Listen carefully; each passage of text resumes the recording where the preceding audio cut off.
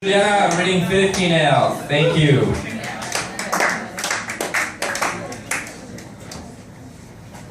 Interesting.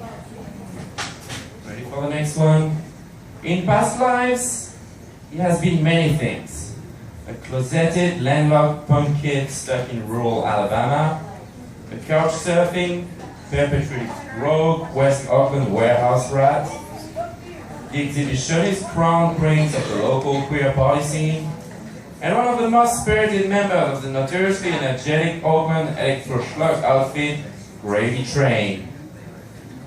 Presently, he is the indefatigable frontman of the Younger Lovers. Please welcome Brontez Purnell.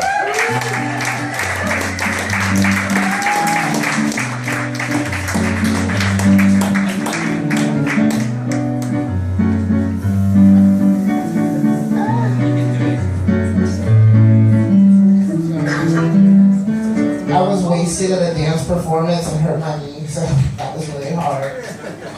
Okay, so I'm gonna use these full 8 minutes. God damn it. I didn't know everyone was like reading poetry. I would have brought some. Mine's just really fucking bad. Okay, bad habits. So this story is about poop dick and burning bridges. Poop dick burns bridges. But sometimes it's a bridge to nowhere. So like that motherfucker. Shit, poop, dick, vomit, and other unfortunate circumstances. There was shit everywhere in the city. I don't mind it if it's on my dick, as the saying goes, but quite literally, everywhere. This junkie took a shit by my doorstep, not in polite little logs, but in this one huge, ominous bowl that rounded at the top and sides like a 3-pound mushroom. To add insult to injury, the culprit took a toy candy dispensary thing called the Sweet Machine and strategically stuck it down in the center of the shit. I cleaned it on my way to work, and all day I could feel the heavy shit stink fume in my lungs. I put the shit-covered Sweet Machine in a bag by the garbage cans on the street. It disappeared for 2 hours, and then someone brought it right back. What horrible thing had I done to deserve this? I got to the restaurant late, as always. My first customer was a junkie too. I didn't know this until he passed out at the table for 2 hours. I walked by and caught a whiff of him, and he had totally shit himself. I moved to a safer place in the restaurant, and from afar I saw him wake up, knock over his water, reach his finger in the back of his pants, smell it, freak out, and then run to the restroom. He stays in the restroom for 30 more minutes, and then when he comes out doing the whole I'm on heroin nod off thing, the toilet and sink are completely covered in feces, and then he hands me a $10 bill. I soak it in alcohol and keep that shit. Later that day in writing class, the teacher asked us to write about unpleasant things. So I titled my essay, Shit, Poop, Dick, and Other Unfortunate Circumstances. Let us begin. I brought this asshole home from the bar, and we fucked like drunk people. Then, of course, I had to pay the toll. I pulled out of him, dick dirty, and the room filled with the smell of curried vegetables.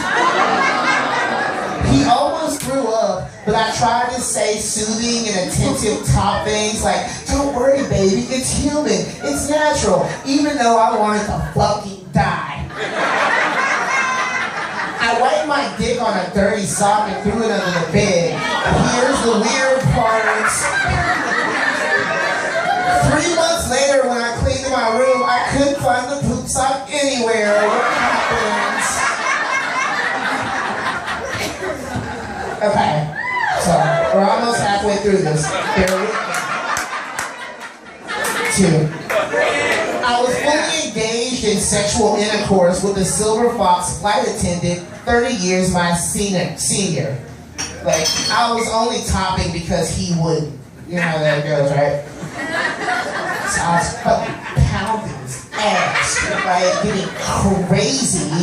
When very suddenly, my dick pops out of him, slaps against my stomach, and I could see in the moonlight-drenched room, this huge, angry shitball just slaps right there and starts to roll sticky slow down my stomach onto the floor. When we turned the lights on, I couldn't see the shitball anywhere. I think the dog ate it.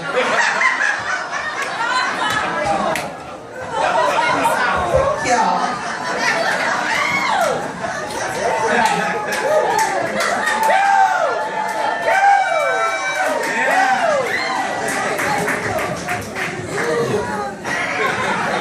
Burning bridges.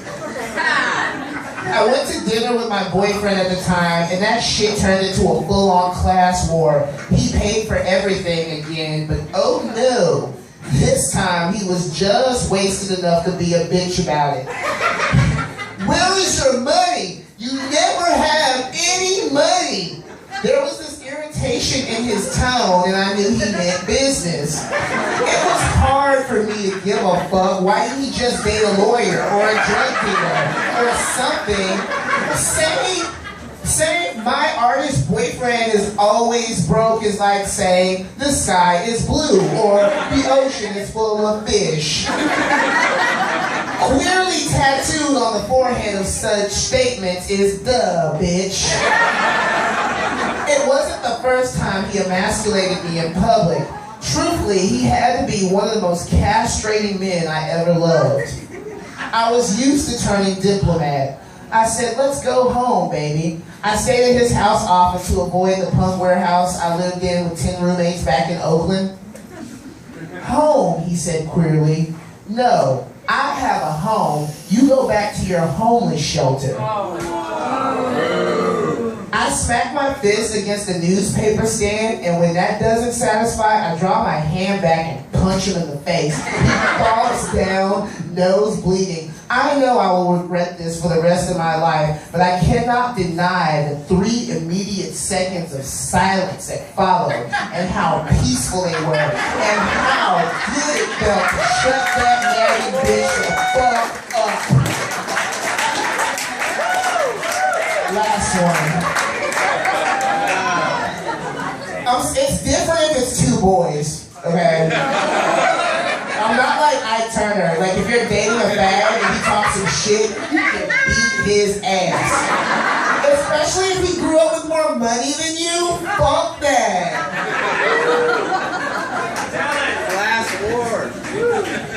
Class war. Okay, Burning Bridges Part 2. Me versus the writer. It was, of course, a mistake to date another writer. We differed and disagreed stylistically and very, very often. He felt like I was too sincere and forthcoming in my writing, and I felt like he was too often full of shit. I took writing night classes, and he went to proper school for it. So I tended to take his criticism to heart or whatever, and he was often published in that, like, new best gay erotic fiction volume, what the fuck ever. Those books I tended to avoid. All his stories were about the incredible adventures of 2 boring ass white dudes in love. And people bought that shit with money, believe, hook, line, sinker. Not surprising, most people eat at McDonald's. I just hated the plucky wide-eyedness of it all. Like, why couldn't one of the precious white boys be a murderer or a junkie or having an eating disorder? Anything to sex up and jazz up those boring-ass stories. I patted myself on the back for writing about real shit like gun violence and semen addiction. Shit hit the fan the day that I broke into his computer and I was reading his journal and emails and first drafts. Right there in the middle of the screen, plain as a 10-inch boner was something that was too familiar to me. He had stolen one of my ideas and put it in his own story. I knew it was a story that he would get paid for, And I mean, I was living there for free anyway, so I mean, technically I would get paid too, and it still hurt. Anyway, the emasculation of it ripped right through me.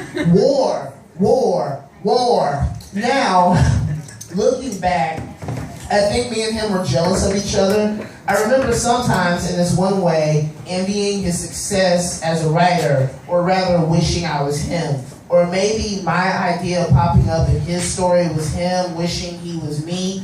Either way, I was enraged. I took his laptop, took it to the Outback Garden, poured the lighter fluid, holy water on it, and I set that silver bullshit on fire. He never talked to me again, and he never really returned the favor, nor did he have to. My stories were already on fire. Thank you.